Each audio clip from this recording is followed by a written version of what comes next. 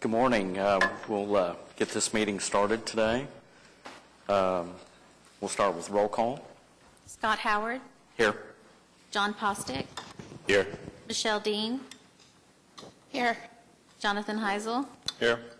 John Joyce. Here. Don Kasperite. Here. Barbara Larson. Dana Templeton. Here. And Mike Voorhees. Here. You have a quorum. Thank you. Item 2, approval of minutes from June 6th, 2019. Move approval. Any second?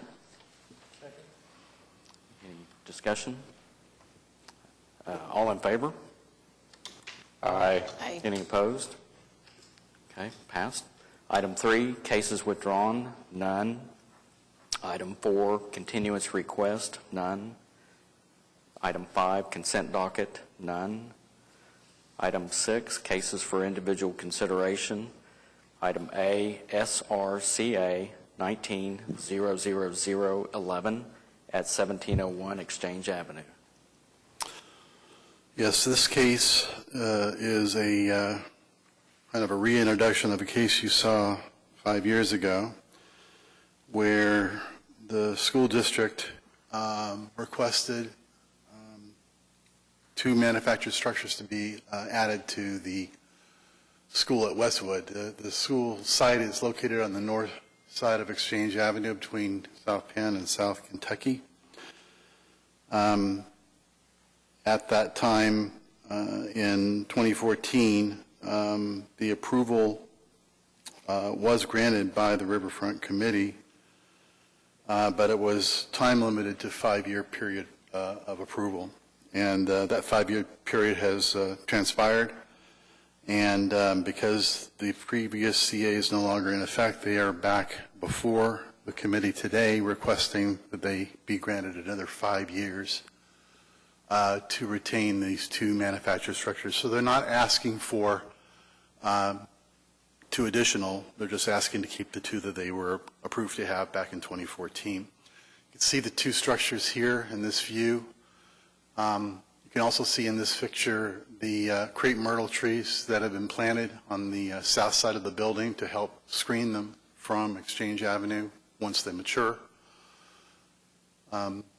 These are just some views of some of the surrounding uses. There's a church down at Penn and Exchange, and then this is a convenience center, strip center down at also at Penn and Exchange.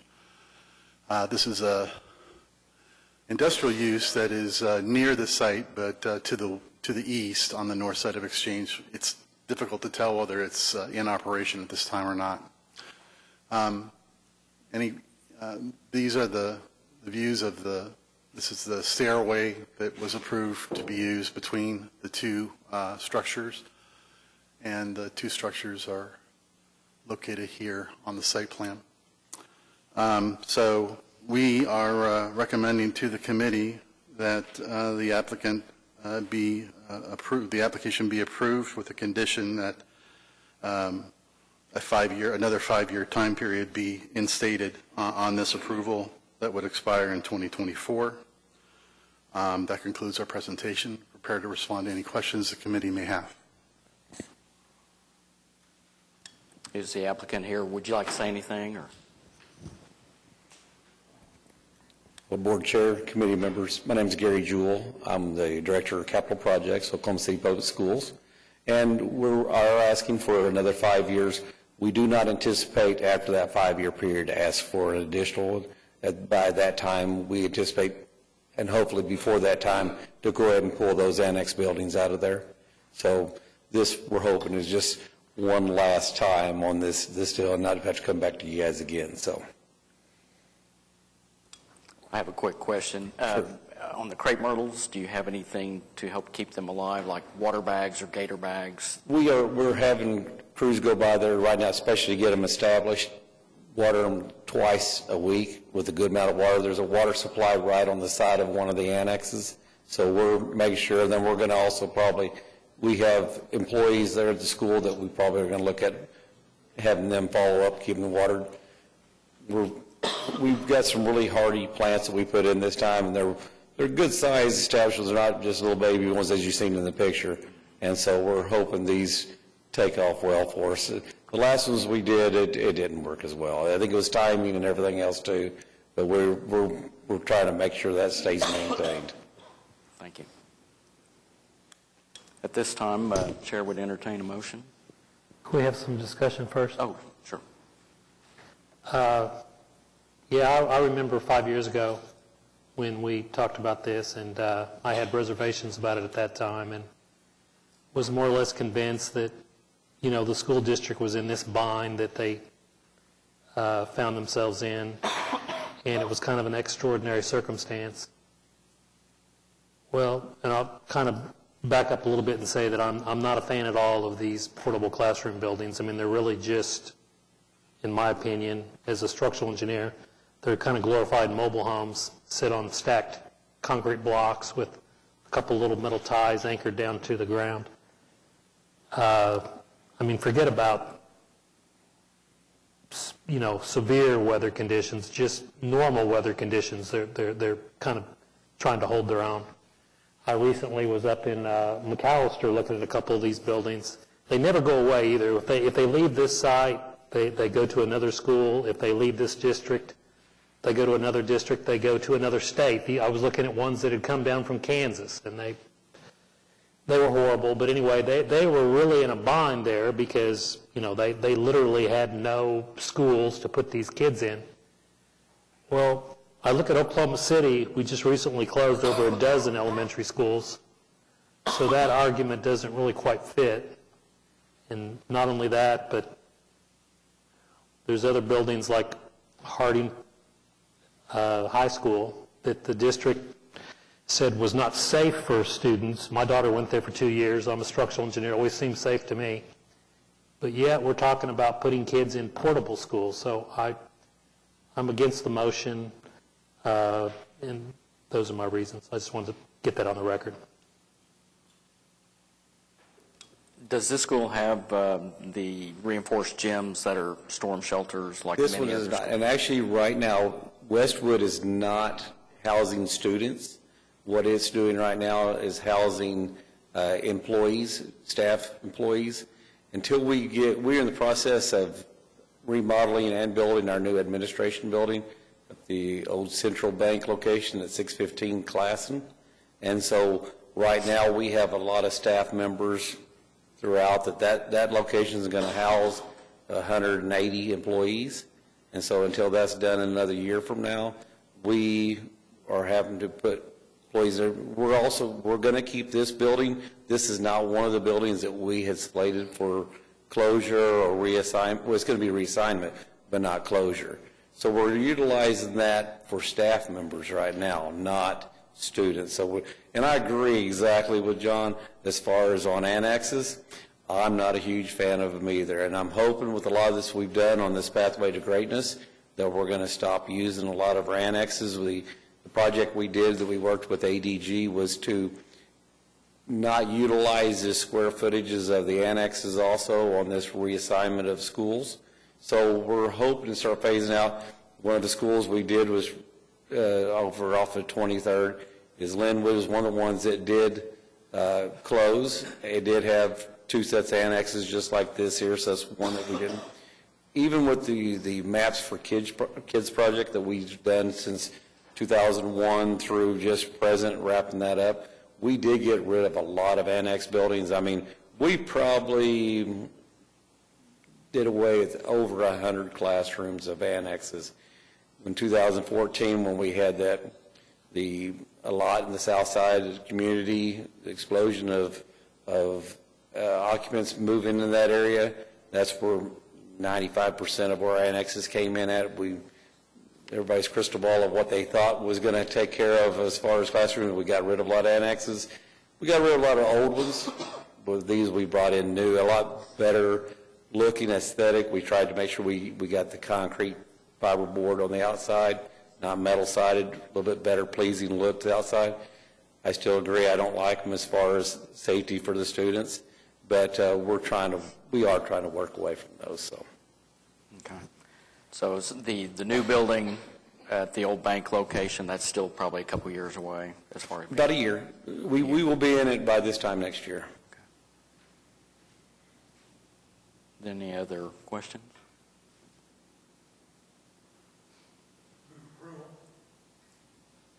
Do we have a second? Any further pardon me? Councilmember Casper. I'm sorry, move approval with the condition as recommended by staff. Okay. All right. Any further discussion? We'll put it to a vote. All in favor of the motion? Aye. Any opposed? Motion carries. And thank you guys so much for consideration and approval. Thank you. Thank you.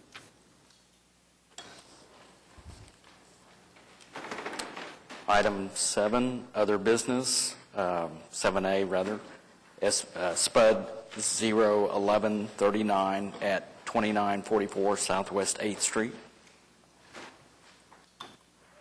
Mr. Chairman, I'm going to recuse myself from this item. You'll have somebody come haul me back when I... Thank you, John.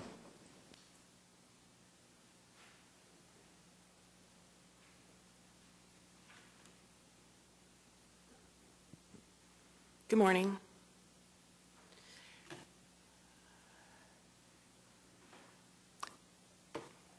This is a request for a SPUD, and so you all, which is a rezoning process, and your recommendation will be forwarded to the Planning Commission. Currently, that's scheduled for next Thursday, the 8th. At your place, that we had a one-page handout. We had a meeting with the applicant yesterday, and were able to resolve most of the items and actually agree on all of the items that were listed as conditions. So I'll kind of briefly go over this and then recap what staff's recommendation is now, because it's kind of a combination of what ended up on this page and what was in your staff report, and I apologize for the confusion. For those of you that haven't been out here, and I know some of you did because I spoke with you yesterday, this is my knowledge, at least since I've been here, this is the first time we've had a site come in that's not city-related, that is actually on the river or across from the river, where we've actually been able to use our guidelines and regulations and hopefully enhance the proposed development. So this is a neighborhood that's used to be more residential up in this area, but most stuff has been demolished. And currently, the site itself is open. There is an adjacent, there's a residential that's near the corner that it totally wraps around that you can see on the layout. And then there is a single-family residential house that is currently being remodeled that is on the east side of it. And just as a reminder, single-family residential is exempt from the SRODD guidelines and regulations. That's the way it was written. So that particular house did not have to come to me at all for any approval. And that's recognizing it's a very economically depressed area, especially for residential, and we have a lot of small houses, and we didn't want to add a burden of additional approval. So they just have to go through and get a building permit for that. So you see in the area that we do have some single-family residential still across the street, vacant land, and single-family residential, some more vacant land that's to the west. And you have people that have lived out there for quite some time because they came up to see me when I was out taking pictures, and that was kind of interesting. So across the street, it's a very fascinating location because immediately across the street you have an entrance out to the trail, the West River Trail, and the day I was out there you could see the bicycles that were going by. But also directly across the river you have this lovely substation. I'm assuming it's OG&E, so the views might not be the best in that location, but it's a very open area, and you can hear, we're looking here at the May Avenue Bridge. You can actually see the May Avenue Bridge from this site. And then you have, when you look off to the west, you can actually see the interstate. So it's kind of it's totally different from anything we've brought before you before. And so the proposal, and bear with me while I get down to there, is for, and it's not my term, a glamping facility where they would have a small event center and then several Airstream trailer type recreational vehicles where people could spend the night. And they're proposing to have permanent, small permanent building at each end, which would have the bathroom structures, anything that needs plumbing in them. They also will be stick building the one that will be accessible, if I'm not mistaken. They'll be correct. Okay, that's what I thought. So, because they couldn't provide accessibility with an Airstream trailer type structure, so they'll have to have one that's not Airstream trailer for that. And then they're proposing a small building for a coffee shop or something in this location, and their parking lot. And so this is the one house that I mentioned. It's hard to see because they had trees, and then the one that was being remodeled was in this location. And then May runs down here on the right. So there were several regulations and guidelines that were discussed in the staff. First one dealing with building setbacks. Now, our building setbacks that are discussed in Scenic River are wanting new structures to be more toward the road. In looking at what they were proposing, staff felt that the setbacks they proposed were extremely appropriate for the location and for what they were proposing, and so we were in agreement with the various setbacks that they had from the different, because we have 3 street frontages here. On the screening, this is one where we have a revision, and that's, if you refer to the handout, the very first thing was dealing with some screening. And so the issues that were discussed is the fact that Scenic River has a guideline that talks about not screening off uses from each other. In this particular situation, and talking with the applicant, what they were trying to do was have screening that's basically, if you can kind of follow my hand, that goes around this area so that you literally have, they're all facing in, and this is kind of like where you have your fire and you sit outside and everything is focused in here for the experience that they were doing. And one of the reasons I pointed out Ogini substation across the street is it's not necessarily a bad idea the way that they're designing this because of some of the views that you see in that area. Additionally, they were wanting to screen, solid screening down the eastern perimeter. There's industrial uses here. There is a house, but it's in conjunction with the industrial use. It's not a very, it's not going to look like what they're proposing here, and they were really kind of wanting to screen that view off from that. As well as the screening around this single family, probably one way to look at it is it more protects the single family home and would help with any noise and that type of thing. So staff agrees with the revised wording that they're proposing that they have on the handout, and you will see that we're changing site-proof screening. We're going to just call it fencing and screening, which is what we typically do it. We had one word, average, that you'll see that we crossed out on B. They are proposing to totally strike C, which we agree with. And with those revisions, staff is in agreement with that. And so when I get through with all of this. Laura, I was just going to point out this, the screening on the north and west sides is a berm, parts of which are natural and parts of which are constructed of building material. It's not just a fence, and that's when you were dragging your hand. That's part of why it meanders, because it's not a straight fence like the other side. Right, and it actually kind of, you can see it on the in this area, the things that kind of go up to the air. Am I correct? And they go up to the Airstreams. So this is not something that's going to be a consistent height, and it's going to look. I'll say it's going to look more alive because it's going to be green. It'll be with vegetation on it. And when I get through with all this, I'm going to read through staff's recommended conditions just to clarify things, to make it easy for somebody to just reference what I said, if that's what you all agree with in the motion. The next thing that we discussed was signs.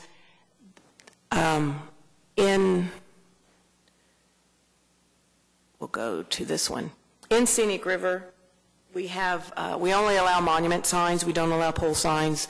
and we have a maximum height of 10 feet, and we have a maximum size of 50 square feet. So when you look at this proposal, it has 3 street frontages.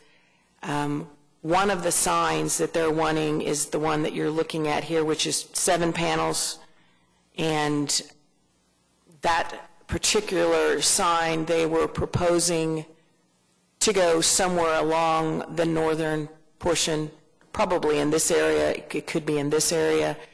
It will have more of an artistic feel to it, even though it's the name of what it's proposing. But I think it would, you're going to end up with shadows and shades and things of the sun going through the openings.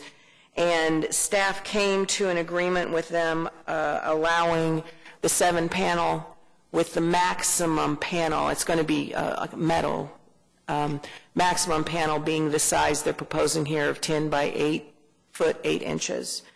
In addition, they are requesting the second one, which staff agrees they have enough land to have a second one, that they want to put down here on the south, down on 9th Street, around the parking lot, and they have agreed to 8 foot tall, 75 square feet. It will probably be less than that. We were doing comparison sizing yesterday, but staff doesn't have a problem with those two.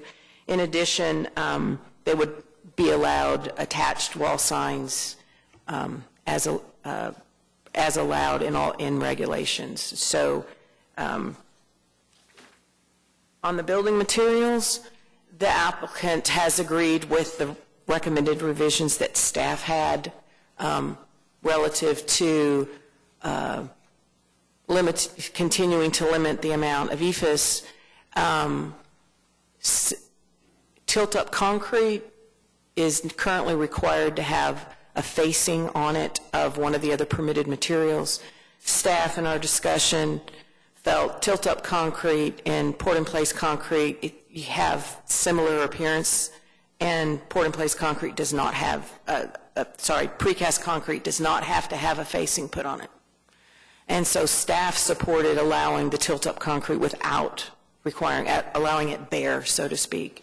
In addition, Scenic River does not allow aluminum, and if they're going to have Airstream trailers or any other type of recreational vehicle, they are aluminum. And so we specifically added in here that the recreational vehicles could be, the skin of those could be aluminum. The next one is sidewalks, and the applicant agreed with staff and will be providing sidewalks on all 3 street frontages, which we feel is very important given the trail, the river, everything in this area. And hopefully this will actually help the current neighborhood, because right now there's very limited sidewalks, so you're actually out there walking in the street. And the last one that's on here deals with the river views. There are guidelines that talk about promoting and designing the project for views to the river, both from the site itself and not blocking the views from the surrounding area. Staff felt that the appropriate time to work all of this out is with this, when the certificate of approval comes in.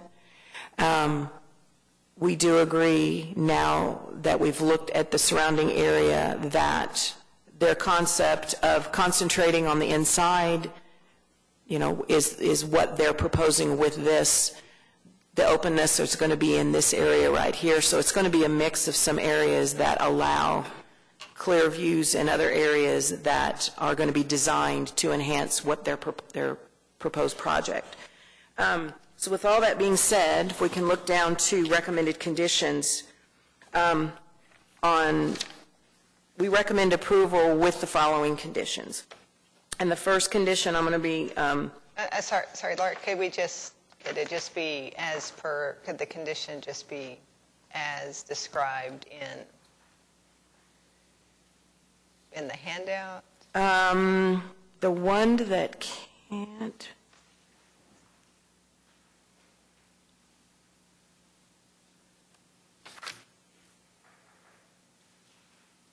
Yes, we can do that. The only other one that I didn't mention, thank you, is dealing with the alley, because it's not really something that we've got. Yeah, we were just talking because the handout wasn't published. If we use it as the basis of the approval, someone needs to read it. Okay, yeah, I can read through all of them. So on the, I'll discuss the alley when I get to it. So on A for screening and fencing,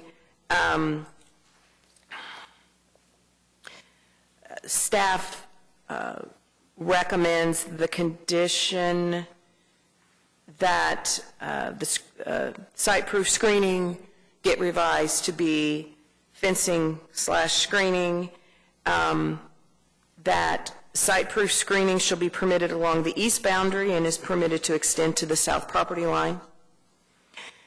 Screening consisting of a manufactured landscape form representing a vegetated berm, wire mesh, or other type of material consistent with SRODD guidelines shall be permitted to screen recreational vehicles/living units along portions of the north and west boundary of the SPUD site. Said fencing berms are permitted a maximum height of 12 feet and shall be permitted to extend up to the property line boundary. In the SPUD, C under this one will be totally stricken. D would be site-proof fencing shall be permitted along the west, north, and east boundary of lots 34 and 35, Block 2, Morrisview addition up to the street right-of-way, and commercial dumpsters shall be screened from view. The second thing, which is signs, that will be revised to be one freestanding accessory sign shall be permitted to be composed of a maximum of 7 separate panels, varying in size from maximum panel permitted to be 8 feet 8 inches by 10 feet in size/area. Landscape lighting shall be permitted for the illumination of the sign. Said sign shall be similar in appearance to the conceptual design depicted on Exhibit C, which is that, and limited to southwest 8th Street frontage. In addition to the above described sign, one additional freestanding sign shall be permitted having a maximum height of 8 feet and display area of 75 square feet and limited to southwest 9th Street frontage. Attached signs shall comply with ordinance requirements. C, for building materials, we would be striking the the original statement for A dealing with the materials themselves, and that would be replaced with architectural design of all structures shall conform to the standards established in SRODD, except as otherwise noted.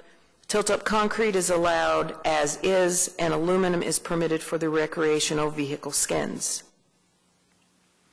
For sidewalks, the sidewalk wording would be revised to state sidewalks shall be required along all street frontages. The next item we had about alley. The issue with the alley that, as I was starting to say, we don't have guidelines, regulations against that, deals with if they're going to build over that. And so they are recommending that they add appropriate applications will be submitted if it is decided to close and vacate the alley, because that's when it'll become an issue.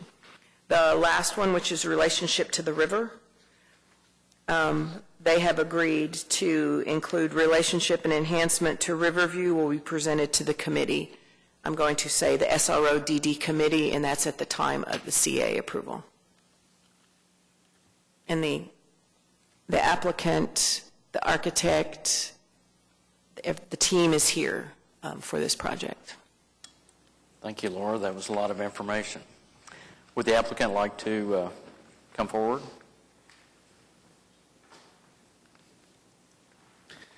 Good afternoon, Mark Grubbs, Grubbs Consulting, on behalf of the applicant. So I just wanted to speak to a few things. I don't know if you know what glamping is, but it's urbanized camping. It's become popular in bigger cities and urban areas, and the whole concept of this is to have the event center for weddings, corporate events, special events, things of that nature, that you can also be able to stay in these airstreams and with your loved ones, friends, whatever, and get the community of camping around the fire, on the inside. And, you know, what better place to put it in the city of Oklahoma City than right next to the river? You got to have water with camping in my mind, right? But it also opens up the opportunity to get married on the boat that comes in the river, and then have the event thereafter, and then be able to stay at the recreational vehicles, and it's a unique experience that the applicant is seeking after, and it's so I want to speak a little bit to obviously the site-proof screening on the east side. I know she was being very careful, but it's a salvage yard next door. It's not beautiful, so you know we're trying to screen from that. Obviously, the screening on the west side around the campers, it does a couple things. You're going to get a lot of wind off the river, things of that nature coming in, and it's a manufactured landscape form that's going to be live. It's going to be, you know, it's going to have greenery growing over it. It's not going to be a straight vertical panel, and it's used to kind of screen that area of where the people will be living. As far as the little residential that it surrounds down on the south end, it's the full intent of the applicant to acquire that property, and she's in negotiations with that property owner now to acquire that property. But we wanted to put the site-proof screening in there in case something happens that we can't get that done. Signage. The sign is, you know, we talked to, you know, sculpture, art form. The reason the size, it is the size that it is that when you're looking through it, you'll be able to see the moon, and it's supposed to be an art form, but yes, it does have the name on there. It's a place that I think people will see off, a sculpture that people will see off of the river, be able to take pictures by at their weddings, events, things of that nature. So that's why they're proposing it and the size that it is. Again, it's envisioned as metal panels, and Bobby, the architect, would have to speak more to that because an engineer doesn't know anything about that. Other than that, we agreed to the sidewalks, the relationship. Obviously, it opens up with the river being there, and the client has thought about in other locations, but really loves the relationship to the river, to be able to, you have the event center and you can see out onto the river from that concept, but to go out and be able to take walks along there, you have the access to the river, the sidewalks there, you can grab a bicycle, go riding down it, go to the other venues that are on the river, and we all know the river is going to be growing in the future. So we think it's a great project. We ask for your recommendation of approval to the Planning Commission, and I'll be happy to try to answer any questions that you have. Committee questions?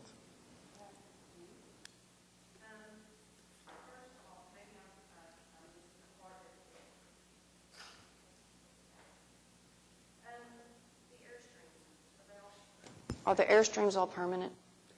The Airstreams are permanent. Okay. So I won't be able to bring my own?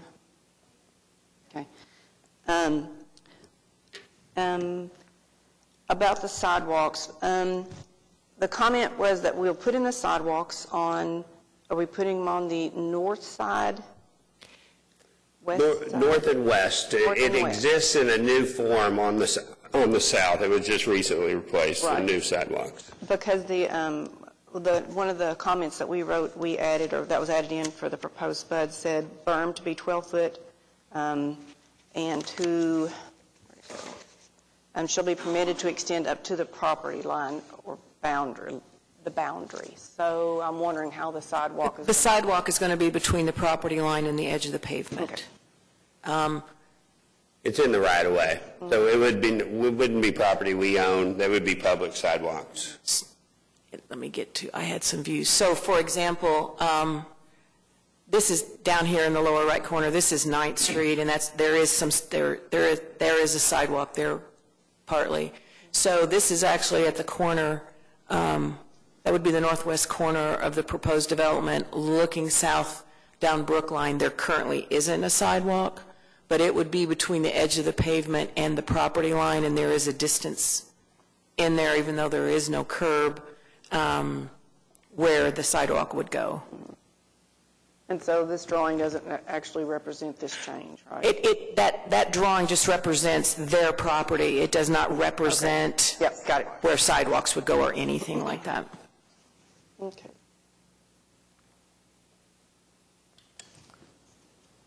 There would be a gap between this back of curb and the sidewalk, so the green space in between, the sidewalk's not put right to the back of curb, right? That's right. Typically, we would follow what exists out there. Right. So we would have some green space in between the sidewalk and the curb. Okay.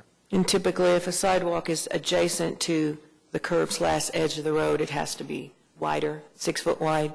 And if it has a space in there, then it can just be 5 foot wide. There is ample room for them to be able to have some type of planting strip between the edge of the road and the sidewalk. Yes. That ties into my question. We hadn't discussed landscaping other than the berms. Is that accounted for in this SPUD, meeting the district landscaping requirements, specifically street trees? There will be additional landscaping. We didn't address landscaping in the SPUD because it will have to meet city code. Okay. So if we had to put something in there, then we would be trying to vary the code there. Okay. And that was actually mentioned to them, especially around the parking lot. Scenic River has very specific parking lot landscaping requirements. Okay, thank you. Any further questions for the applicant? Not for the applicant, but maybe. I'm still not understanding, are we going to, the vacating of the alley is going to be something that'll be handled when we... So that might not be necessary. As currently laid out, they're showing some of their permanent bathroom structures within the alley, some of the Airstream trailers. So it's possible that those might shift, and if they don't have a permanent structure within that platted alley area, they don't have to vacate it. However, that was discussed with them, and that's an option open to them. And they're waiting on the final survey before they do that. Yeah, we have to do a survey, make sure we get our layout right. If we encumber upon that, we know that we have to proceed with that vacation process. I had one more. We've said Airstream type and there was some discussion there. It looks different if it's not an Airstream. I think that'd be the preferred in this situation. That's what it shows in the renderings. Is it going to be an Airstream? That's the full intent, is the Airstream, yes. Yeah, she's never said anything but Airstream to me, so I've never assumed anything different. Yeah, it would look different with the Winnebago or something else in there, yeah. Okay, if there's no other questions, I would entertain a motion. I'm pleased to see the private sector putting something on the river, so I'll move that we recommend approval to the Planning Commission with all the conditions and the handout and everything you just said. Do we have a second? Any further discussion? All in favor? Aye. Any opposed? Motion carries. Thank you. Very much.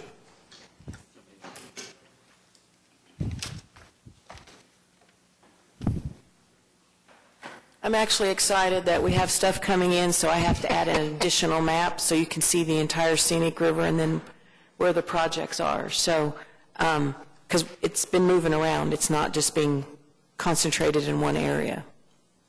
Maybe 1 and 2 at a time, but at least they're coming in, so. Thank you, Laura. Item 8, communications, administrative report. None? Just a few things. Yeah. Okay. Let's see. Okay, all the way down to Comments from planning department staff? It is anticipated that we are going to resolve some issues with another SPUD that originally was going to be on today's agenda. And so at this point, we anticipate having a meeting in September, which is on September the 5th. So when you get back to your offices, please check your calendars, make sure you're available. Okay. Thank you. Comments from committee members? We just talked about the next meeting date, September 5th. And with that, we'll call this meeting adjourned. Thank you.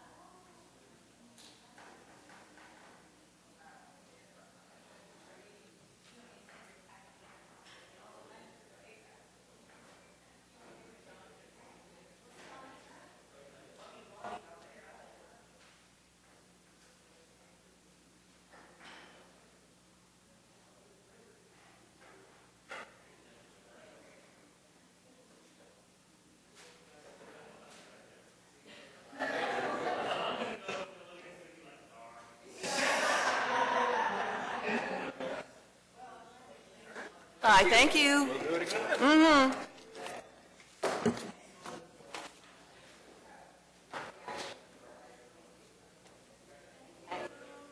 Thanks, Laura. Bye.